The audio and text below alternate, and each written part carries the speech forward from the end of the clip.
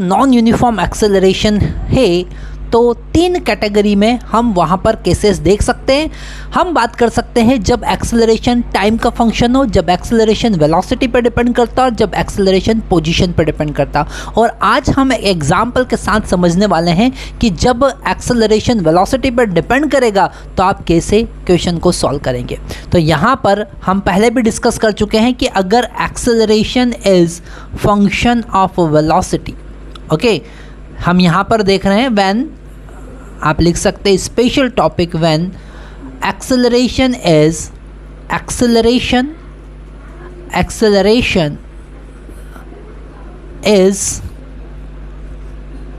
Function of velocity.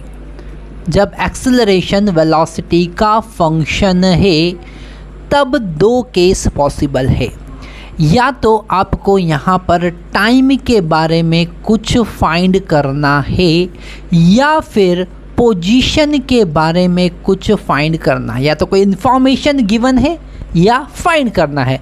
तो अगर time की बात करें तो एक्सेलरेशन को आपको dv/dt पुट करना है, और अगर पोजीशन की बात करें तो आपको एक्सेलरेशन को v dv/ds पुट करना है, जो हमने लास्ट लेक्चर में देख लिया। ठीक है, तो कब कौन सा फार्मूला यूज़ करना है वो बड़ा ध्यान से आपको समझना पड़ेगा। जैसे एक क्वेश्चन हमारे पास में है, हम एग्जांपल देख रहे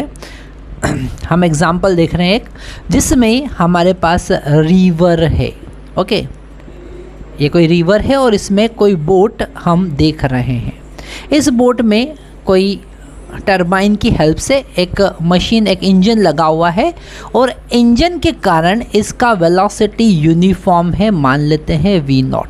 ठीक है, इंजन चल रहा है यूनिफॉर्म वेलोसिटी से, बोट आगे बढ़ रही है, पर सडनली जैसे ही ये इंजन कट ऑफ करेंगे, ठीक है, कट ऑफ करेंगे मतलब हम इंजन को ऑफ कर देंगे, तो थोड़ी दूर पे जाके इसका वेलोसिटी डिक्रीज़ होने लगेगा। इसका वेलोसिटी क्या होने लगेगा?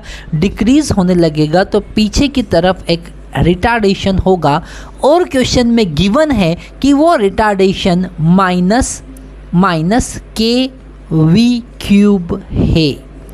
Retardation is function of velocity, this the deceleration और retardation. Okay, retardation is function of velocity. हमको फाइंड करना है कि उसका वेलोसिटी जब वो t टाइम पर हम देखेंगे तो उसका वेलोसिटी कितना होगा, वो हमको फाइंड करना है। ठीक है, तो यहाँ पर टाइम की बात करी, टाइम के बाद वेलोसिटी की बात करी, टाइम के बाद वेलोसिटी की बात किया है, मतलब एक्सेलरेशन को आपको dv/dt पुट करना पड़ेगा। तो यहाँ पर ये जो एक्सेलरेशन है इसको हमने dv/dt पुट किया इस क्वेश्चन को सॉल्व करने के लिए, है ना। जैसे ही इंजन को हम स्विच ऑफ करेंगे, कट ऑफ करेंगे, तो उसका स्पीड धीरे धीरे डिक्रीज़ होने लगेगा। उसका स्पीड क्या होगा? धीरे धीरे डिक्रीज़ होने लगा, क्योंकि पीछे की तरफ एक रिटार्डिंग फोर्स, जिसको हम विस्कस फोर्स कहते हैं, रिवर का जो वाटर है वो पीछे की तरफ एक रिटार्डिंग फोर्स लगाएगा, और वो एक्सेलरेशन के, वो वेलोसिटी के क्यूब के डायरेक्टली प्रोपोर्शनल है। तो इस टाइप के क्वेश्चन को कैसे सॉल्व करोगे? यहाँ पर हमने a को dv/dt लिखा, दैट इज -kv³। ओके, अब यहाँ पर हम कॉन्सेप्ट यूज़ करेंगे variable separation. Okay, variable separation मतलब v को अलग अलग एक साइड और t को एक साइड, v एक साइड, t एक साइड। तो वेरिएबल सेपरेशन करेंगे तो dv के डिवाइड में v³ आ जाएगा, और dt को हम अलग लिख लेंगे। ओके, अब इंटीग्रेट करेंगे, अब दोनों साइड इंटीग्रेट करेंगे। यहाँ पर इसे ब्रैकेट में लिख लेना चाहिए, है ना। तो इसे हम रब करके -k dt और इंटीग्रेशन। अब यहाँ पर इंटीग्रेट कर रहे हैं हम वेलोसिटी के रिस्पेक्ट में, और यहाँ पर इंटीग्रेट कर रहे हैं टाइम के रिस्पेक्ट में। तो जब वेलोसिटी के रिस्पेक्ट में इंटीग्रेट करेंगे तो वेलोसिटी का लिमिट पुट करेंगे। तो वेलोसिटी का इनिशियल वैल्यू कितना था? वो था v0। जब टाइम था 0, कितना था? 0। और टी टाइम के बाद हमने माना कि वेलोसिटी v हो गया। कितना हो गया? v हो गया। अब इसे कैसे सॉल्व करेंगे? तो हमें पता है कि इस v का पावर 3 को हम जब ऊपर ले जाएंगे तो v का पावर -3 हो जाएगा। और हमें ये भी पता है कि जब v के पावर, और ये माइनस के तो हम कांस्टेंट ले लेंगे, इंटीग्रेशन बचा dt फ्रॉम 0 टू t। ठीक है, अब यहाँ पर इसका लिमिट कितना है? v0 टू v, है ना। अब यहाँ पर x raise to power n का इंटीग्रेशन का फार्मूला हम लगाएंगे। कैसे करेंगे? यहाँ पर इसे हम यहाँ देख लेते हैं। ठीक है, अगर हमें x raise to power n को इंटीग्रेट करना है x के रिस्पेक्ट में, तो इंटीग्रेशन होता है x raise to power n+1 divided by n+1।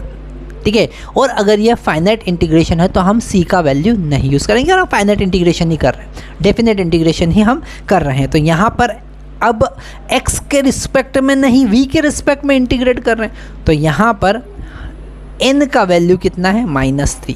तो इंटीग्रेशन क्या होगा?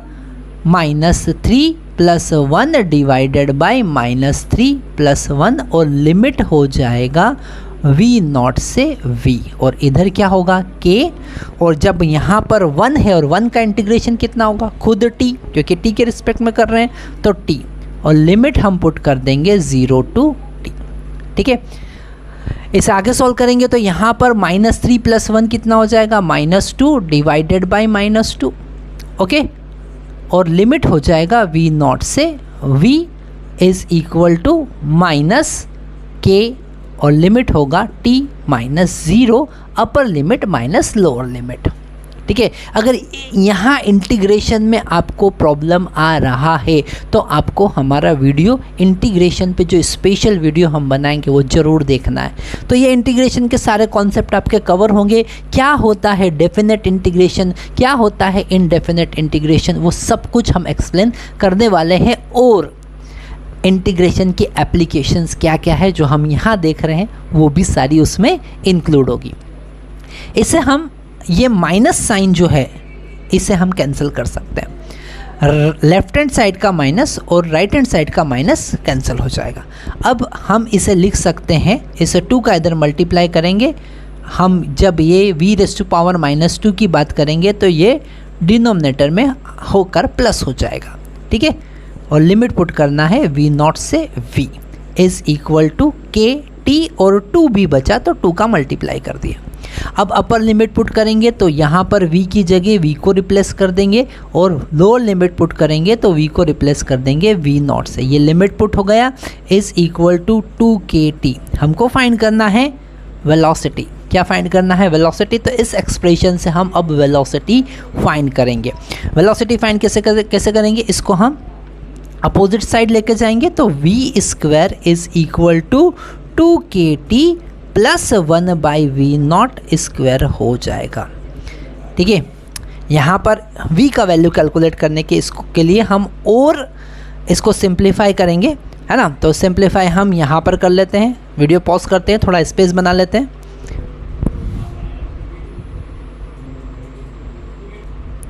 तो यहाँ इससे हम आगे सॉल्व करते हैं। हमको मिला 1/v² इज़ इक्वल टू, अब यहाँ एलसीएम लेने के लिए इस v0² का इस 2kt में मल्टीप्लाई कर देंगे तो ये हो जाएगा 2kt into v0² + 1, okay, divided by v0²। अब इसका इन्वर्स लेंगे क्योंकि v का वैल्यू कैलकुलेट करना है, तो v² will be equal to v0² divided by 2kt into v0² + 1, और अब इसका हम रूट ले लेंगे तो हमको मिलेगा v0 divided by √2kt v0² + 1। ठीक है, तो ये है आपका वेलोसिटी एट टाइम t। ठीक है, तो यहाँ पर हमने क्या सीखा? हमने यहाँ पर सीखा कि अगर ये अगर ये वेलोसिटी t टाइम के बाद, मतलब t का कहीं यूज़ हो रहा है तो आप dv/dt का यूज़ करेंगे। इसी क्वेश्चन में अगर हमको डिस्टेंस कैलकुलेट करना होती कि t टाइम के बाद डिस्टेंस कितना होगा, तो फिर आप इसी को रिप्लेस करते, एक्सेलरेशन को रिप्लेस करते v dv by ds है। तो वो हम नेक्स्ट वीडियो में देखने वाले हैं।